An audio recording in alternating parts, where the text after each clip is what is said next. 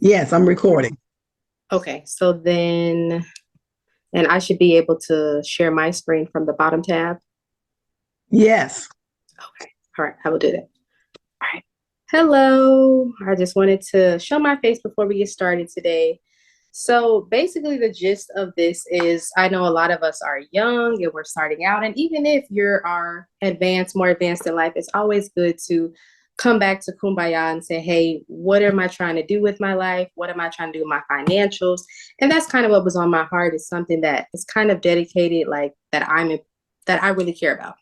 Because for me, being young and growing up how I felt I grew up, it wasn't much education on this. So from what I've learned, I was like, let me share these things. So let me share my screen.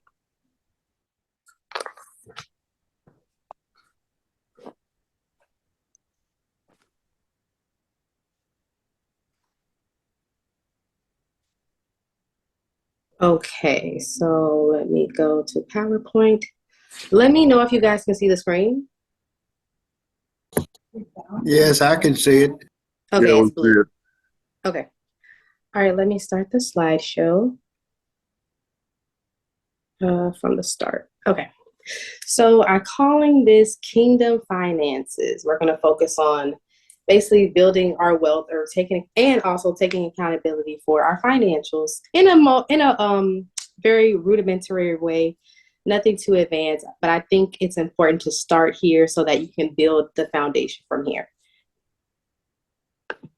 So here's our agenda. It won't be too long today, but we will get straight to the point. If you do have questions or you want to stop and kind of give even just some input on something you learned from there, we can do that as well. Agenda. So introduction, why you should care about your money, budgeting, what are your financial goals, common budget mistakes, and debt. So for me, kind of why are we here? For me, I will say,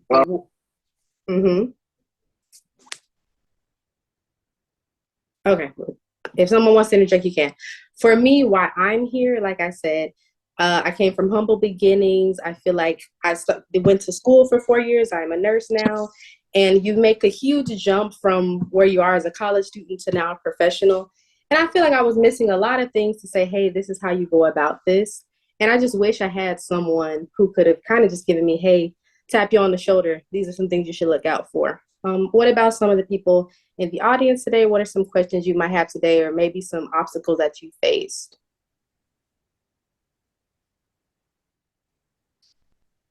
Are you asking them a question? Yes. Okay, so she wants feedback, so you all ask the questions that you need her to answer. If there's questions. Okay, we'll go to. Maybe later on in the subject they'll ask. Okay, we'll go to the next slide. So why we should care about money. Money determines the lifestyle you can live, where you can afford to shop.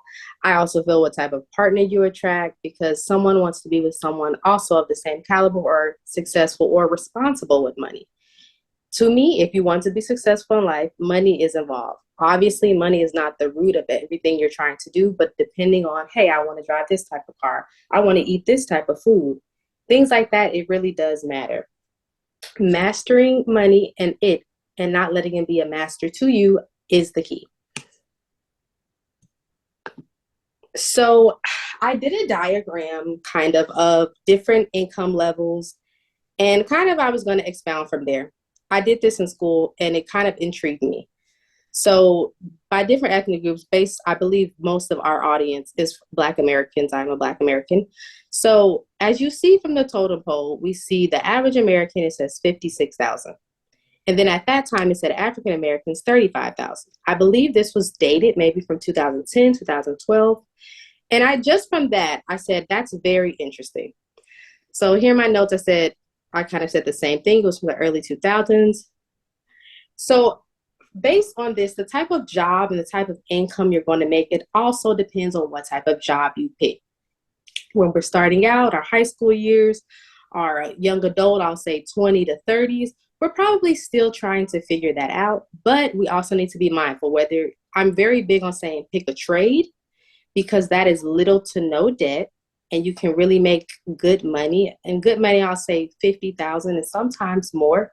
You can really make good money doing that. Or for me, if you're going to pick a bachelor or associate degree, I say a STEM, which means science, more of a science and medical healthcare degree. But it also depends on what you want to do. There's so many different things. But I always say research what you feel you want to go into when it comes to profession-wise. See what is the entry level income and where do you live, because it really does matter. Most of you all are in Illinois, and we know it's a little bit more costly than somewhere like I'm living in Texas. But honestly, Texas has went up as well, versus if you want to live in California, way, way more expensive. So those are things you want to think about. I explained that I feel often a lot of us will go into certain degrees and it's not going to get us the money that we're looking for to be sustainable and to grow a family, because many people do want a family. They want a husband or wife and children or several children. I also looked up the statistics on how many Black Americans have a bachelor's degree, and it was 27%, which is not bad because, like I said, there's other avenues. There's trades, there's entrepreneurship, there's businesses. But as we know, when you go more onto entrepreneurship and having your own business, there's a larger margin for error and things like that, versus if you say I have that dedicated paycheck that comes every couple weeks. As of 2025, it said the average Black household has a average income of 53,000, which that is totally not bad either. But we also want to see the contrast compared to our white counterparts, 83,000. Several reasons for those. I'm a person, we don't make any type of excuses. We're going to say, hey, we're going to do what we need to do.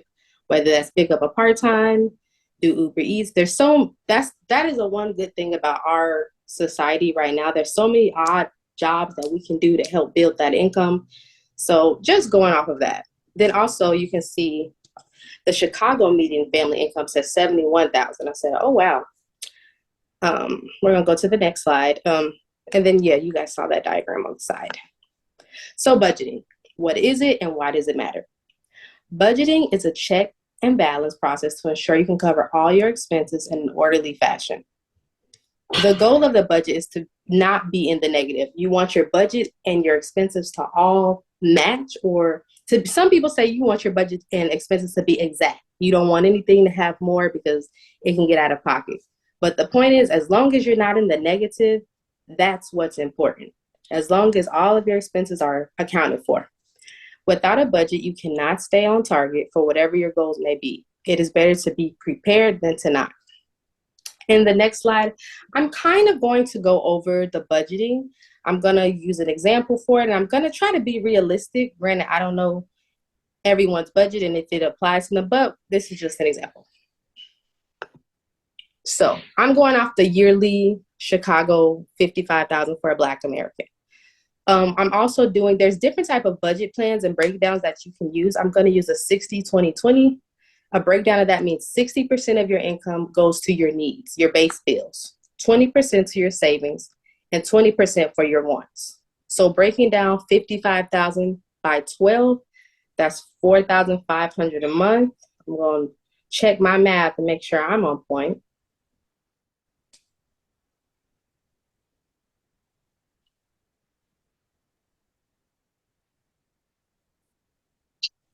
That is basically accurate.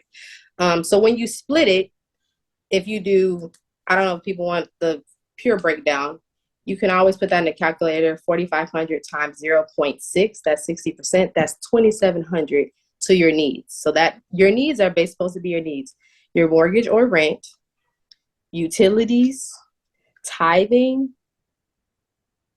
anything that's a need. Some could say that's too much or that's too little. If you're someone who's single or not married, that's actually probably a nice amount. If you feel you still couldn't afford somewhere to live off of that, then you have to explore different options. For kids who are getting out of college, 18 to almost 30, I'm either going to tell you to get a roommate, stay with your parents. As much as we'd be ready to get out and be grown, there is some helpful benefits to that. And if you're already paying, you say, well, I pay more than that already at home.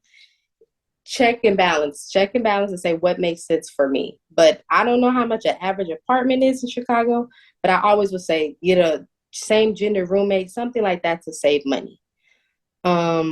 Savings, we're going to go over that a little bit more, but I definitely feel savings is something you need to prepare for. Without a savings, you're going to go into debt.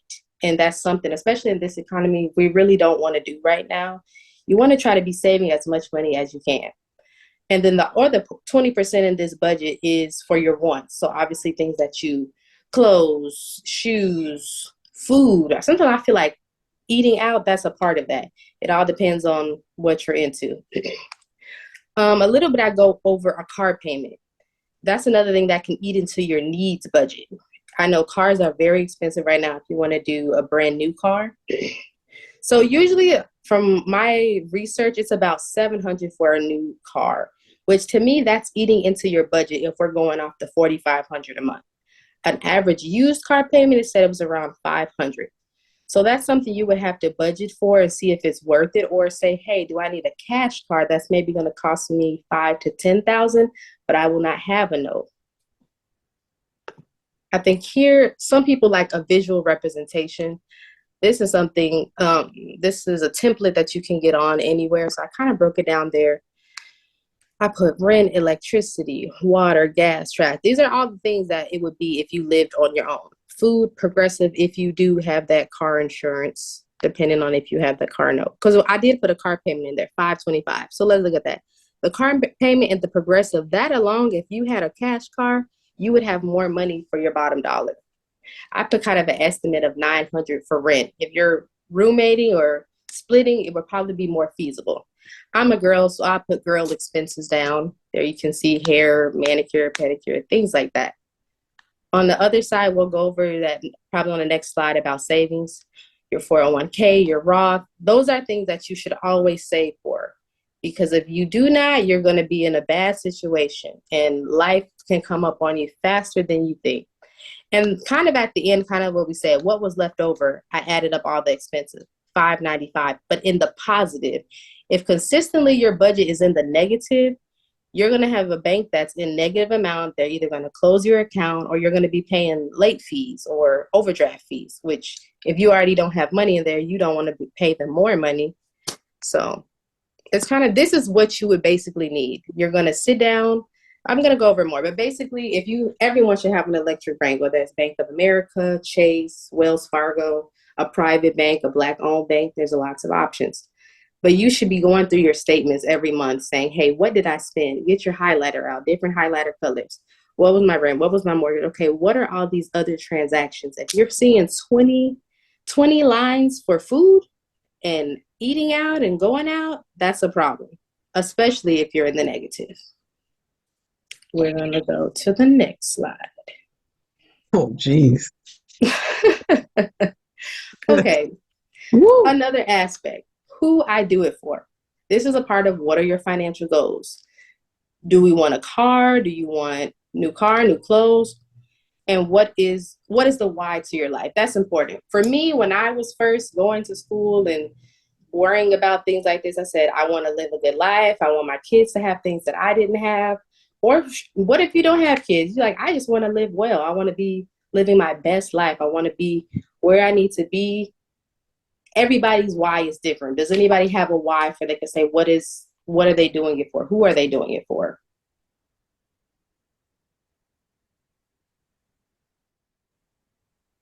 I got a question. Okay. So we have a mixture of students.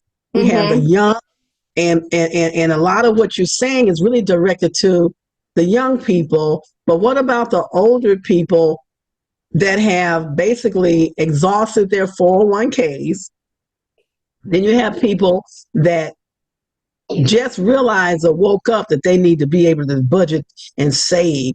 What advice could you give them that they won't feel like, oh, well, I'm not young anymore. Oh, well, I messed up all of my money in the past. What do I do and how do I get there? I never think it's too late to be financially responsible. I would say same thing. I would say, okay, sit down and go over bank statements and say, what are the needs that are necessary for your house? What are those base bills? Then what are the things you're spending on that are frivolous, like that do not matter. And I would go from there. And then as you go further, I feel in finances, if something is really too far ahead or you feel like you're drowning, there's other options. Granted, it's not something you don't want to take if it's not serious. But as far like if you have debt that's just out of control and things like that, there's options. This might not be something you want to take, but there are options. But I think it goes back to just responsibility. We have to take accountability because sometimes we get ourselves in situations, and trust me, I've been there because of someone who was not financially educated. I definitely have been there before where you're like, oh, I maybe spent more money here than I should have, or oh, I created more debt there than I should have. And then you have to fix a situation that it takes long. It takes longer. If you're not a high earner, it's going to take you a while to get there. And then that's the frustrating part, because if it's going to take me 2 years to fix something that I did in 3 months, it's easy to get discouraged. But I think that's why, for me, you constantly go back to that budget. Okay, like we're saying, what is your why? Who are you doing it for? Why do you want to be out of debt? Why do you want to get this car that's going to help you out? Things like that. But no, I think everyone can have a budget, because how easy is it for us to all kind of get ahead of ourselves when it comes to eating out and not cooking inside? That's true. We spend more out than if we had just bought the groceries and cooked. The average going out meal, even for one person, depending on where you're at, is $15 to $20. And most of us eat out at least 3 to 5 times a week, if not more. As traditional, and it sounds traditional to say, hey, cook your food at home. But honestly, cook your food at home, because the grocery store is expensive. Also, fast food is expensive, but it adds up more. And some bulk shopping. If you eat meat, I don't eat meat, but if you are eating meat, you need to get several things of beef, several ground beef, several chickens, and make your money stretch. That's also a part of budgeting. Hey, I'm going to budget $500 for this grocery for the month. How am I going to do that? How am I going to prepare my meals? It's kind of taking control of your life, because we can easily say, oh, I don't know where my money went. I just did what I did. It's all about taking the power back and accountability. Hey, I'm going to eat this and this. Okay. So what advice would you give someone that wants to buy an automobile, but they're waiting to get their income tax to buy a car? And they're young. They're not, and sometimes you got older people doing the same thing. They're to me, when an this is just my opinion, when an income tax comes, it's just money saved a couple of salaries. You know what I mean? Like if you get paid every 2 weeks, all you're doing is getting a check that you worked for a month and a half. Usually depending, yeah. If they're looking for a car and they're getting their taxes, that would be something to think about. It goes back to what is in their budget. Like, what's your monthly take home? If it's going to stretch your budget where more than half of your income is going towards that car, I would say no. I would say get a cash car. But I also wouldn't say spend your whole income tax savings. Spend it or don't. Don't, no, because but that also depends. Do you have an established savings account? If not, I would say save something for a rainy day, because that's how we go into debt. We don't have anything saved. And sometimes you have to delay gratification. Going back to self-control. Just because you want something right now doesn't mean you need that right now. Okay. There's lots of forms of mode of transportation. Would it be easy? No, but it can get done. It just has to be based on that budget, based on your income, and if it makes sense. Because a lot of car loans are very high. And then how stable is your job? If you don't have a very stable job, that's another thing to think about. Because you don't want to get something and then something happens and now you're stuck with this and now you're having a lot of issues. That's why I say sometimes cash car is really good, or a cheaper car that is not costing you a lot of money. And I don't recommend anything luxury. A luxury car is a luxury budget. That's just my opinion. Okay. Yes. Could I just say something? Yes. Like you were saying about a car. If it's expensive to pay for, it's expensive to maintain. Exactly. And Exactly. most people don't realize that if you go out and buy you a Mercedes, whoever work on that car, because it's a Mercedes, is going to cost you more because it's a Mercedes. If you ain't got Mercedes money, I mean, you might like you say with this windfall for. I've seen a lot of people do that. They take their social Income tax. check and they go buy, like you said, like the young lady said, don't buy a luxury car. But that's what they do. They go out and buy a luxury car. Now you can't afford the maintenance on it. Yeah, that's a whole nother lesson about luxury cars. Yes. Luxury cars, I would never buy a luxury car that's more than 5 years. That's number one, because they go bad so fast. Number two, I would never buy a luxury car that's a lease, because after 2-3 years, it's time for something else. It's just kind of you're pouring money away. But at that point, you say, hey, I'm in a financial position where I want that car. I'm going to spend that money. That's what I said. Honestly, to me, it's not a good financial buy for someone young, for someone on a budget, because it's just you're pouring money into it. To get the parts, it's more work and more money. Get you something American or get you something. I'm a big advocate for Toyota. Toyotas, they last.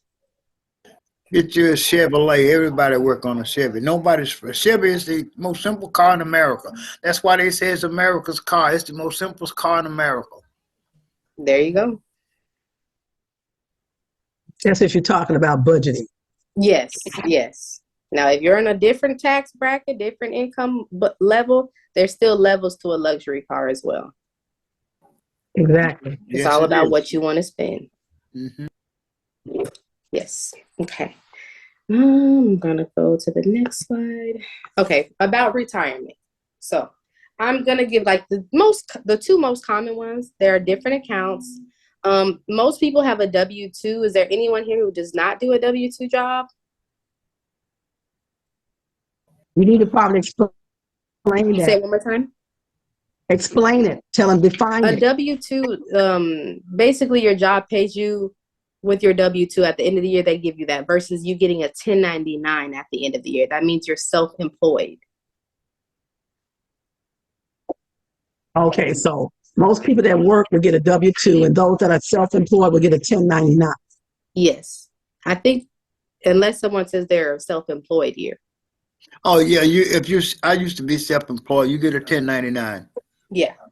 So as a W-2 worker, like we're saying, you're usually going to get that tax return at the end of the year. 1099 is something different. You're self-employed, so you're your own business. So as far as retirement goes, we're going over the two. There's traditional and then there's Roth. Traditional IRA, there is a tax deduction for this account. You can contribute to lower your taxable income. Once you are ready to retire, the amount that you pull out will be taxed. So let's say you were able to save $300,000. They're going to tax. So you're not going to get $300,000 at the end. Maybe you'll get 60 to 70% of that. But that's because through the years you saved a certain amount. Versus a Roth IRA, that is after tax dollars. So that's after you got your paycheck, after they took everything out.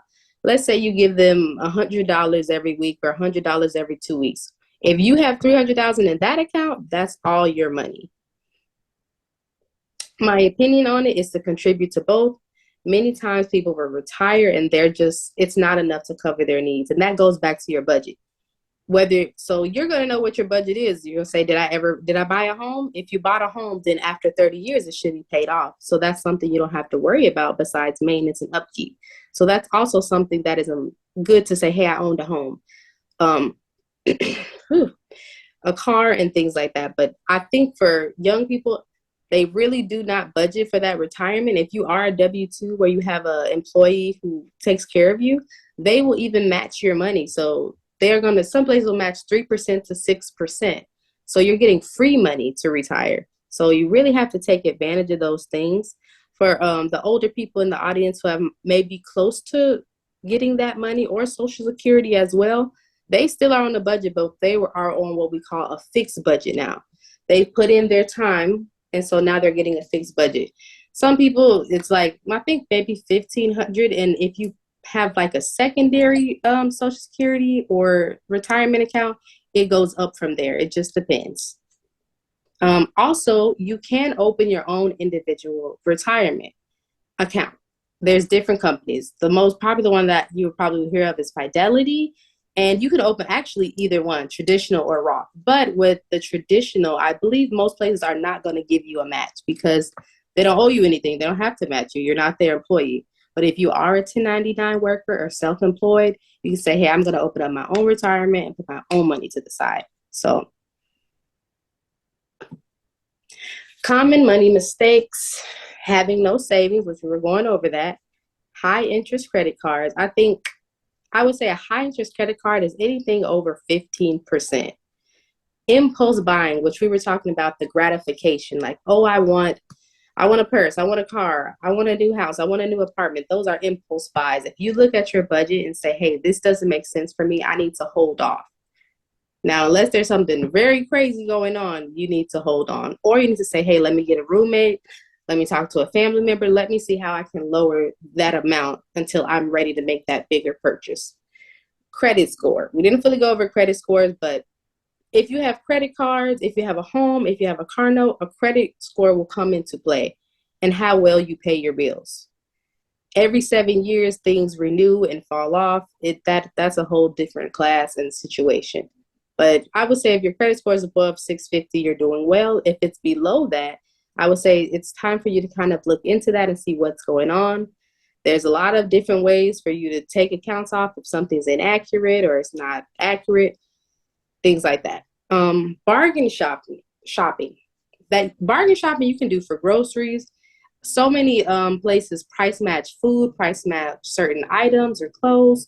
So that's something you want to look into, especially, hold on. Okay, especially as we get into certain times. I feel like we're kind of in a mini like recession, but those are the times for you to be diligent and for you to be aware. And that's why I said to save your money. It's not the time to be frivolous buying. Also, another common money mistake is paying for status symbols. A status symbol could be anything that's luxury, kind of like we talked about, a luxury car. That to some people, that's a status symbol. But that's something that, like we said, can really empty your pockets over time, and you're not keeping that money because you're keeping up with that item. So those are things to watch out for. More money mistakes. So me saying everyone has an electric bank that we went over, Bank of America, Chase, Wells Fargo, it allows you to check for errors. So every month you get a statement and you can go over and say, it's going to tell you all the incoming deposits, all the withdrawals, any overdraft and things like that. Every month you should be reviewing that, whether you need to print it out and check it, because it's going to have things to say, hey, where did this come from? If it's not accurate, you say, hey, I need you guys to take this off because I didn't do that. Or you can say, man, I really did really well this month and stayed on task, or I overdid it this month. I need to scale back. Having a financial accountability partner is crucial. I think also it needs to be someone outside of your household. So if it's a husband and wife, you guys could go over your income and things, but I feel, especially for husband and wife, it can kind of become an argument factor.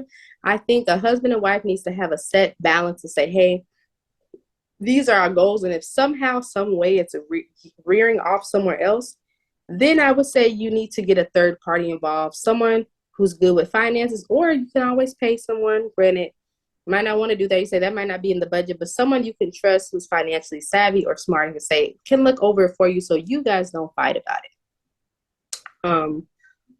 Kind of said, also, a lot of banks will categorize any transaction you make. So it's going to tell you already, you spent this much on food, you spent this much on childcare. And that also kind of helps you see, where did all of my money go? Because so often a lot of people say that, I don't know where it went. I put some Bible verses on money. A wise man saves for the future. I believe that goes back to saving in general. We always need to save something out of every check. Also, when it comes to our retirement, we're saving for our future because God promised us long life. So we need to save for that as well. A generous man will be blessed. If you're in the position and you shouldn't be struggling, but if you are doing well, you can also be generous. You can be generous to your church. You can be generous to your family members within reason. Don't get crazy with this. But being generous to see someone, whether they be young, like, oh, someone younger, they need a little help, let me help them out. Or someone older saying, hey, they need a little help, let me do what I can. But don't be stingy. The plans of the diligent lead to profit as surely haste to poverty. Basically, get rich schemes are not real. If someone's telling you, hey, if you go ahead and deposit all this money in something, you're going to get rich. That's 99% of the time not true. Some type of pyramid scheme. Building wealth, building financial accountability takes time. Take your time. A little bit here and there is going to get you where you need to be. Do not trust in riches. Like we said from the beginning, money is just a tool. It is not something to idolize. It's going to make your life more comfortable, but it's not something to idolize. The rich rule over the poor, and the borrower is the slave of the lender. So going back to, you don't really want to have to owe anyone if you don't need to. Granted, I understand homes, cars, but as far as family members and things like that, try not to owe anyone, because it just becomes a nuisance, burdensome, unless it's something really serious. But also make sure you're diligent. If you're going to borrow something, make sure you give it back. Another scripture, owe no one anything except to love one another, for he who loves another has fulfilled the law. The Bible's telling you right there. Be diligent to know the state of your flocks and attend to your herds. That's going back to keeping account of everything you have, whether that be your kids, your money. You need to keep account. I think it's also just keep going back to responsibility, accountability. We have to be accountable for ourselves and our lives, which includes our finances. This is a little bit about debt. I'm saying, unless you are a really good saver, you will need to borrow money for life necessity. There is good debt and bad debt. Good debt is what you can afford. Everyone has a different affordability on what they can take on. If you need a car, home, you will need to make sure you can afford the home. This goes back to our budget. Looking at your budget, saying, what is my 60%? Minus my home, minus my utilities and things like that. What do I have left to say, yeah, I can afford this car? Just because you are approved for a $50K car or an $800 payment a month does not mean you can afford that. My rule of thumb is 1/3 of your salary. So if you do have a $50K yearly salary, I would say your car should be about $17,000, whether that's new or used, whatever that's going to be. Bad debt is a purchase you cannot afford. That's why I said it's variable. Everyone's income and budget is different. Also, bad debt is a very high interest rate that will make the loan impossible to pay or upside down. These are predatory usually and are not a smart decision. Usually if you have bad credit, they're going to give you predatory loans. That's why I said it's good to be kind of cognizant of what your credit score is and things like that. A term I wanted to include in here is house broke, a term used to describe someone who spends a large portion of their income on housing costs, making it difficult to cover other financial obligations. So sometimes people get in a situation where if they only made $4,500 a month, they went and bought a house for $3,500 a month. That didn't include their car. That doesn't include food. So now they're in a very tight situation. So either something's not going to get paid or their rent's going to always be late. That's the situation you do not want to be in. That's why we're going back to gratification, delaying it, and really thinking about the decisions we make. If you know you want something, say, you know what, I want that. I think I can get it. Let me wait a week and see how bad I really want it. See, does it make sense in a week? If it's something where it's gnawing at you, oh no, I got to get it today, that's probably not a good sign. Okay. Yeah, that was the gist. Is there any questions, concerns that anyone wanted to give? I think it should be open for everybody right now to ask questions, because she's here to help. And okay, from the youth pastor, how do I balance generously and financial responsibility? Okay. How do I balance generously and financial responsibility? This is from Pastor Julius. Okay. Generosity and financial responsibility. So basically kind of going back to saying, okay, what's my budget? What are my needs? What do I have left over? Let's say you have $500 left for the month. Now I'm going to say, did you put something towards your savings? If let's say 500 is after everything, I'm going to say half of that needs to go to your savings. So 250 to savings. Have you budgeted for you to be able to do something? For 500, I'm going to say generosity, maybe $100. But it's also going back to boundaries, because sometimes we'll let people take advantage of us just because we maybe love them, care about them. Like, well, I can't do it, so I will do it. But as you grow older in life, as you might build a family and go further and have more bills, that's not going to be possible. So that's why I say always in moderation and as you can see fit. You just say, hey, that's not in my budget, or this is in my budget. There's nothing wrong with saying that.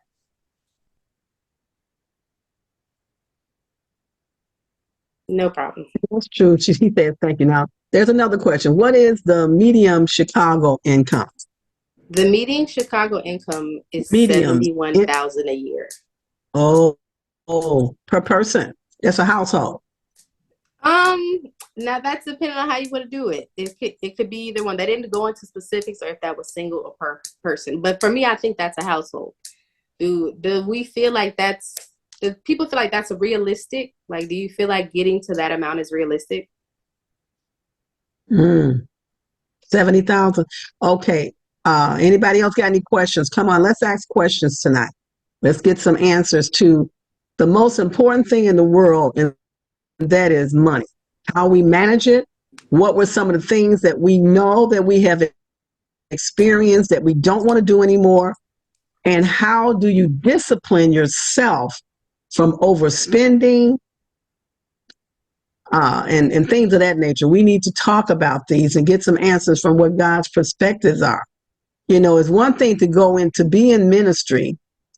And a lot of times you have people in ministry that are over a church or over a situation, and they're poor stewards of the monies that God has given them.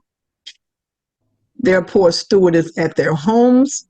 They can't manage other people's finances when they put them in the church and various things. So we want to, as ministers, everybody here is a minister, because when you get born again, you are a minister.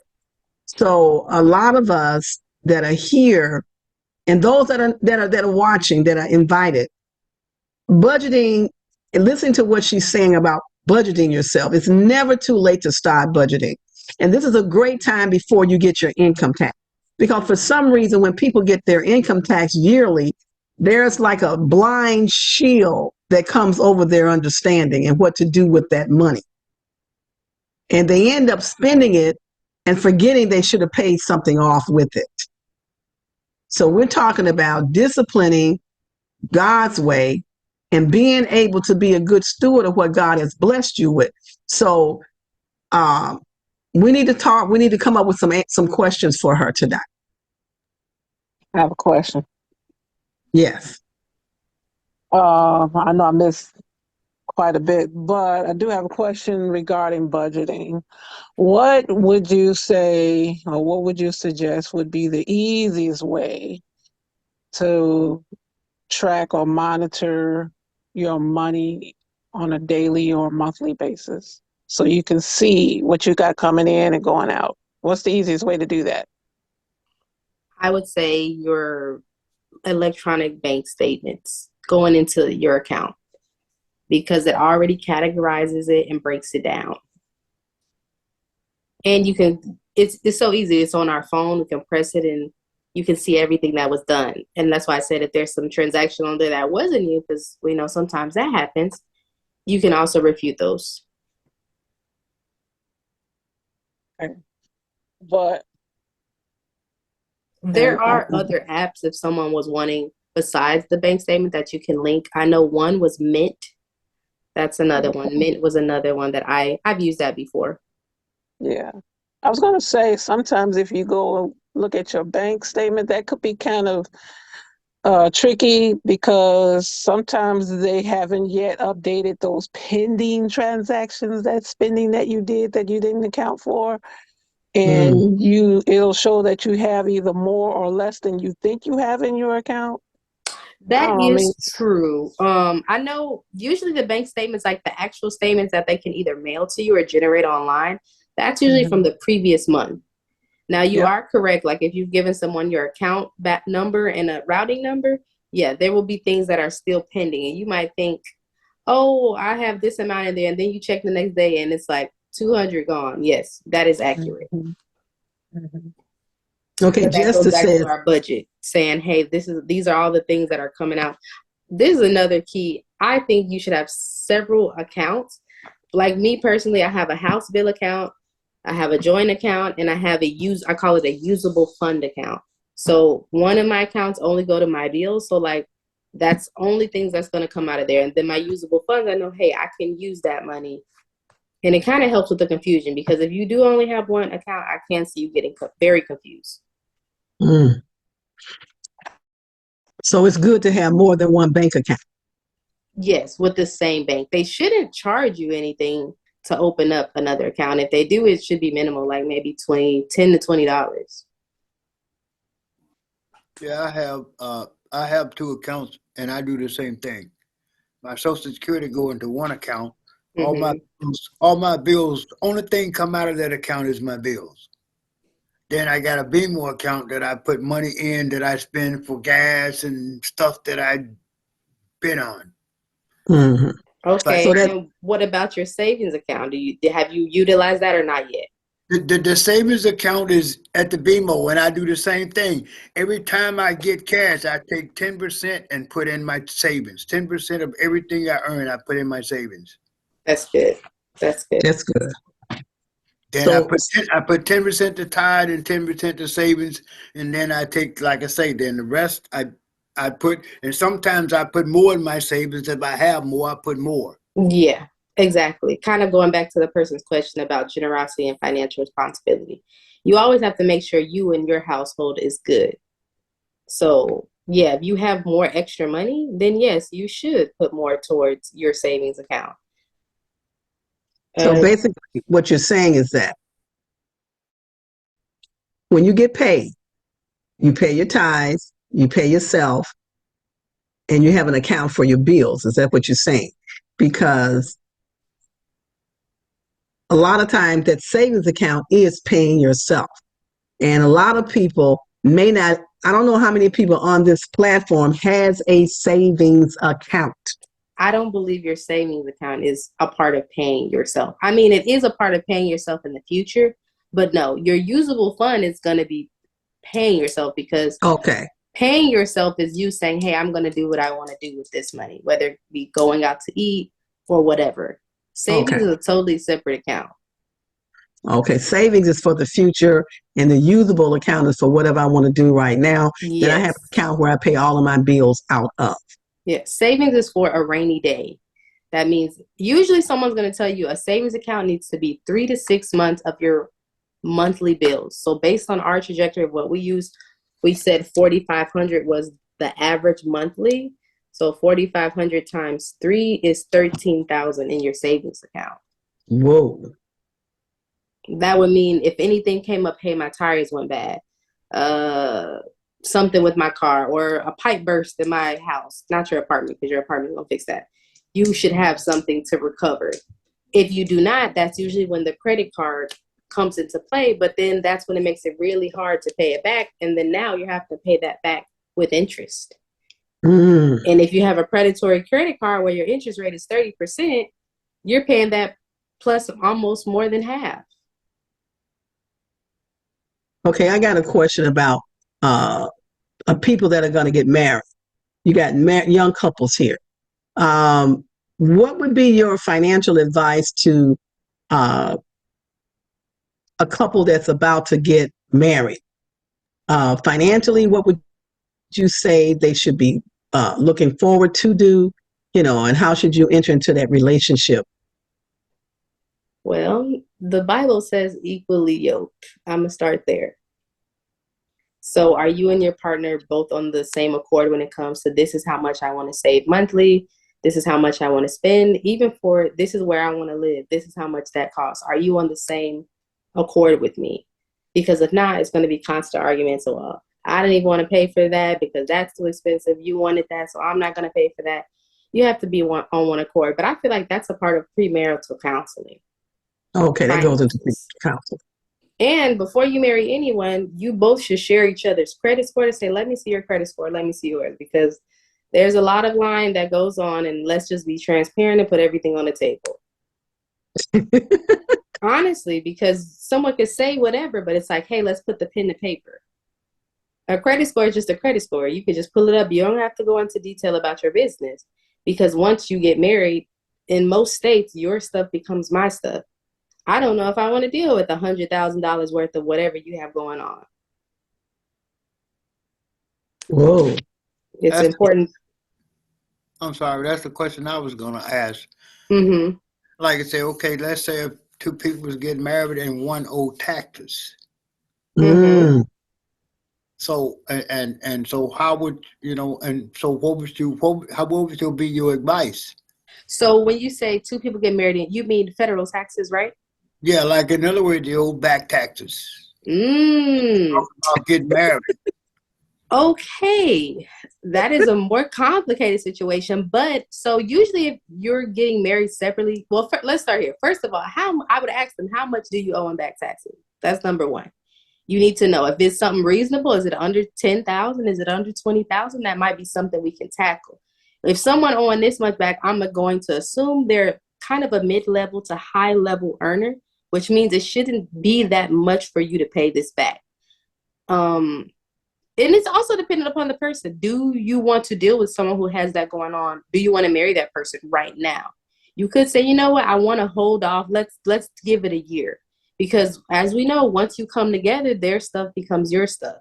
Absolutely. So that might be something you want to hold off on and say, hey, I really want you to handle that, because when we come in a marriage together, I want to get a house. I want to get this. And honestly, I don't think you can get some of those things if you have a big looming bill. If you're being financially responsible, you're not going to want to get a big old house or car with someone who has 10K or more in back taxes.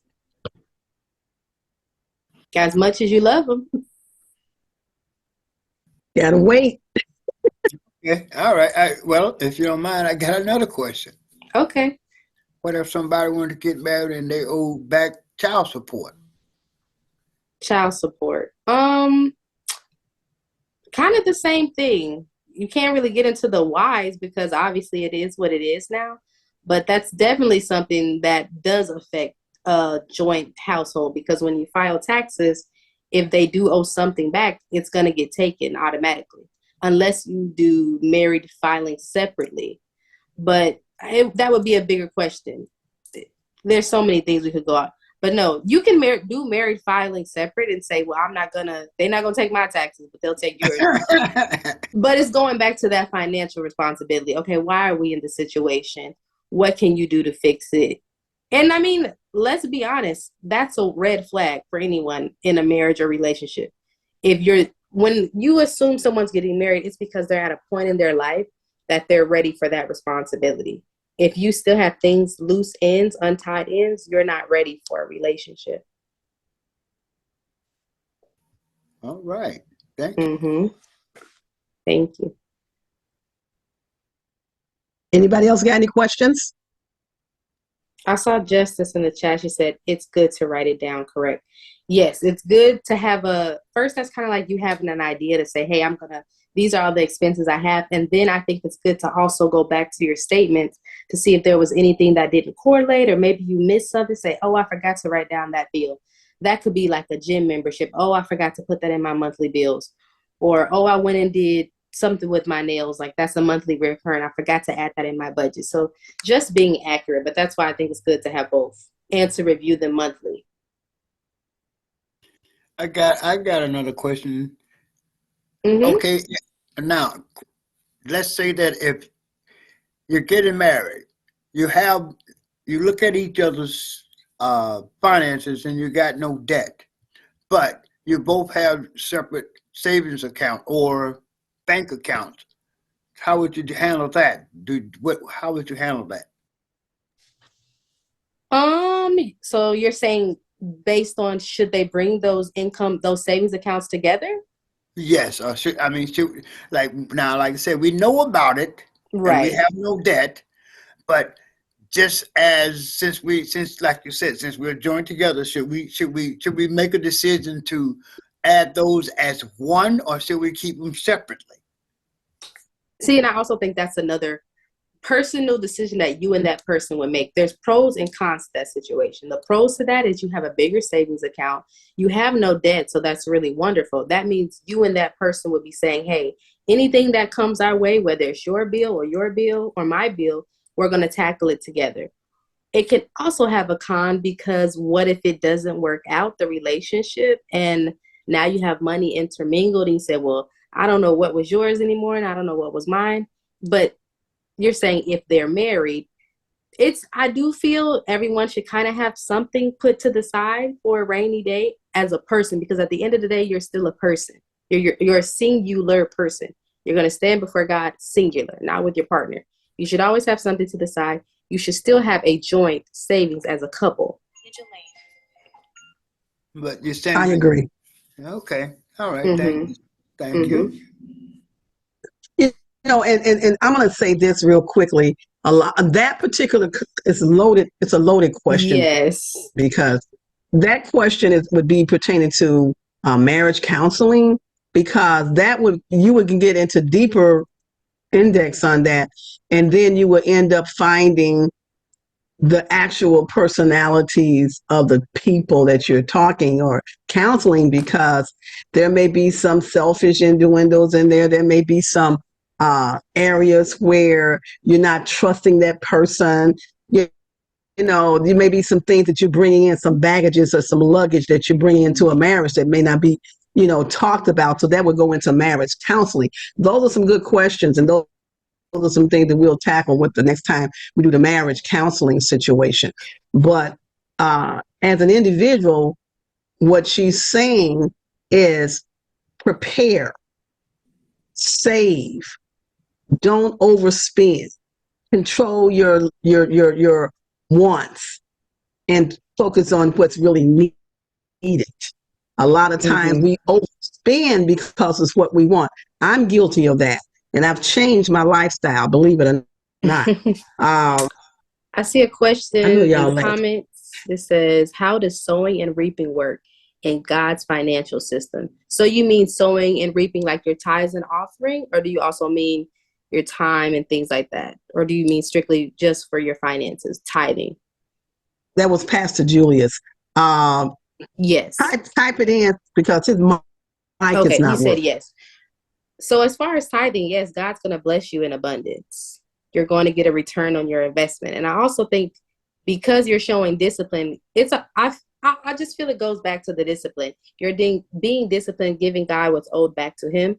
So naturally, you're going to be more organized in all your other finances because you're accountable for what he gave you. Versus someone who doesn't tithe, usually they don't keep a good account of their money in general. But a person who's keeping good account of their money to say, hey, I got to put 10% here. Okay, what else do I have? Now I need to break this down. You're already keeping account of your money. Versus if you don't tithe, you don't keep any account of your money usually because you don't have a check and balance. And God is definitely always going to reward that and make sure you're not going without. But you also have to make sure you're staying within a certain boundary. Going back to how we're saying the generosity, because he can bless you with more than abundance and you're tithing. But if you're squandering everything else he gave you, you're not being wise. And wisdom is something that we also have to ask God for. Wisdom, knowledge, and understanding. Yeah, he also said that to honor him with the first fruit of your possessions, the first fruit. And he said with the first fruit shows that he's your priority, not possessions. Mm-hmm. Well, that comes into discipline. Yeah. Mm-hmm. Yeah, no. A lot of us are not disciplined. There's been times I have been undisciplined, but I've learned you have to, for me, delaying instant gratification. Yes. I just wished I'd have learned it a lot earlier. Yeah, I definitely agree. It's never too late. This is what this is all about. As long as you have breath in your body and you wake up the next day, you can always start. Don't let the enemy tell you that it's too late for you to do anything. Yes. And share your knowledge. I mean, obviously share with people in your family, in a good way, not where we're trying to, oh, be over them or make someone feel bad.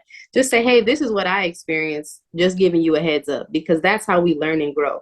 I think so often, especially in our community, we get away from just helping one another out. And it doesn't have to be financially, but information, coming together and just sharing life experiences. And then you can say, oh, well, I learned from, they had that situation, so let me make sure I don't do that. And they'll say, hey, this is how I fix that. Then you can do that. Absolutely. And you have to be a safe space for someone to be able to vent to you, to say, hey, this is what I have going on. That's how you build relationships. So if someone was going through something financial and they want to vent to you, they get past that situation, but it's not something for you to throw in that person's face. Because that's so often why a lot of people. Oh, say that again. Amen. Amen. That's often why a lot of people don't go to anyone about their financial problems. Because they're like, I just feel like I'm going to get judged or things like that. No, if someone's going to, that's why I said in the message, I said, find that one person you feel you can, who's good with money, who you feel you can talk to and say, hey, this is what I had going on. This is a mistake I made. That's why it's an accountability partner. And they can listen to you, understand, give you a minute, and then say, well, next time let's work on this or let's do this. So that's why I think we just need that person, and we become that person for someone else. I think that's fantastic. Yeah. Okay, so it's like 7:59, and we've been on for an hour. If anybody got any last minute questions or anything like that, we can put it out here so we can get it done. Brandon, thank you for getting on. It's amazing seeing you. I really appreciate you pressing to get through it. Amani, we got a lot of visitors here today. Vanity, thank you. Justin, all of you guys came in to support John Jr. Pastor Isaiah was in the house. So this is good. I want you guys to know there is a test. So I hope you all took notes. But this will be back on the webpage, so you can go back and look at it and get your points. Get the points, but don't take the test looking at the video. Hello. Do the test honestly so that you can, retain what you learned. Because it's very important that you understand, and all you're get an understanding. It's never too late to start over.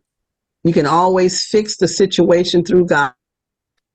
And the most important thing is disciplining ourselves and changing a lot of bad habits that we had in spending money, and being able to write it down. I think that we all should write down our goals on spending and what we want to do. And that helps, because each time you look at those goals that you write down, you can check them off. And you know that God has answered it. And you know that you prayed about it. God has given you the answer to it, and he's eliminated it. For years and years, you could pray about debt free. And when God finally does this, stay out of debt. Several times, I'm quite sure God has allowed us to be out of debt. And then when you get out of debt, something comes over us and we go get back in debt. And you'll end up being in a suspended animation stage of life. Just going around in a mulberry bush and a revolving door and never getting to the goal that you have, that house that you want, that farm land that you want, whatever it is that it's in your heart to get, God will give it to you with prayer, walking upright before him, and discipline, and getting things that God wants us to have, finding out what it is that he wants you to do. But as long as you acknowledge him and give the way that he tells you to give, and don't hold back, it's nothing that he won't do for you. But remember, wisdom is the principal thing. Amen. Justin said, how do I break the habit?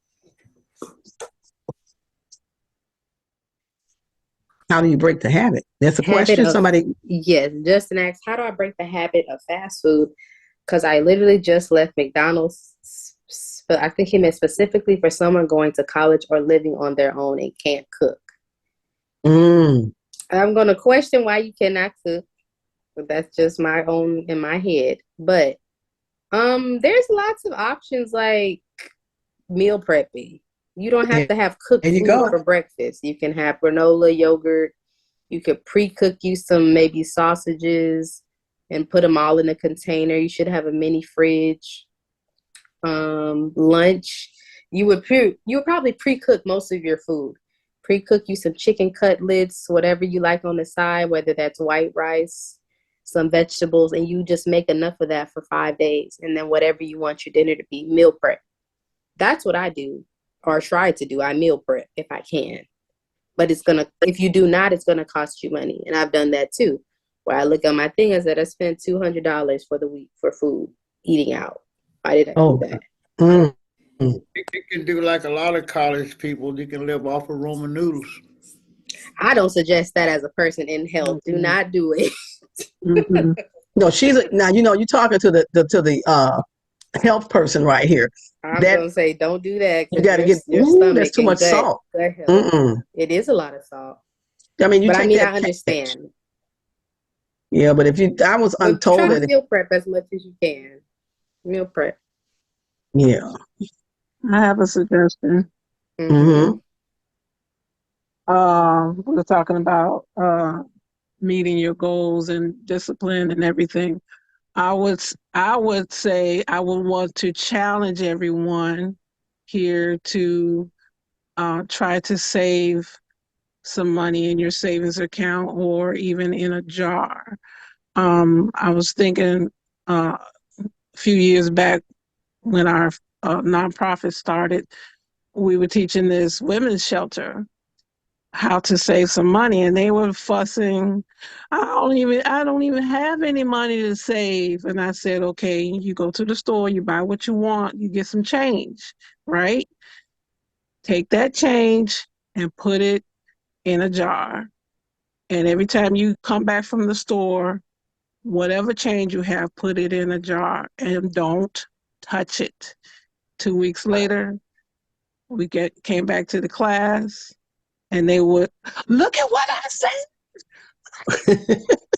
And the more they saved, the more they wanted to put it there. So I'm saying what I do is I automatically have money going into my savings account out of each paycheck. Mm-hmm. I've been doing that for years. And it really helped me when I got let go during COVID. Thank God I wasn't one for nothing because my money was there. Yep. But I'm just saying, challenge yourself to put some money away and don't touch it. That's what she was saying, money for a rainy day. And if it's really hard for you to do it, have a savings account at a whole different bank that you don't really use. Ding, ding, ding. Yeah. But if that's the case, that there's other things we need to work on. Because if you have that amount of lack of self-control, that's something you need to exercise with to work on.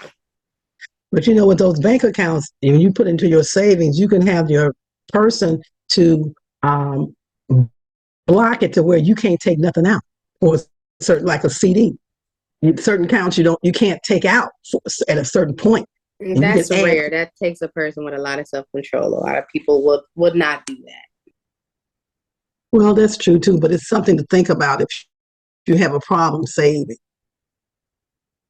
Yeah. Okay, so it is 8:06. All righty, so if anybody has any other questions, speak now, or we're going to ask Brandon, are you there? Can you unmute yourself? Brandon Harris. Yes, how are you? I'm good. How you doing? I'm good. How's where you at, Tennessee? Yeah, I'm in Tennessee. Oh, God bless you. Come on and pray us out tonight. Okay. Dear Heavenly Father, I just want to thank you for this gathering, for getting the knowledge and message that was taught upon your students, Lord, your servants, Father. I pray that everyone took the knowledge in and able to put it to use, Father, going forward, sharing, saving, and doing every other thing necessary to move forward in the kingdom and helping them with their finances, Father. I thank you for keeping us safe on this day, Father, for letting us all wake up safely, Father, covering us with your blood, keeping us safe from the wicked one, not letting any harm come upon us, Father. We just pray that we continue to do your work, let your will be done in our life, and we continue to lift you up in prayer. In Jesus' name we pray. Amen. And Amen. Glory be to God. amen. I want to thank Bill and Brandon for the opening and the closing prayer. And John Jr., thank you for tapping in. So tonight, we've done great. Kyley, thank you. Thank you so much. Thank We you. really appreciate your input. It was awesome. Everyone have a good night. Shalom. So, shalom, shalom. Shalom.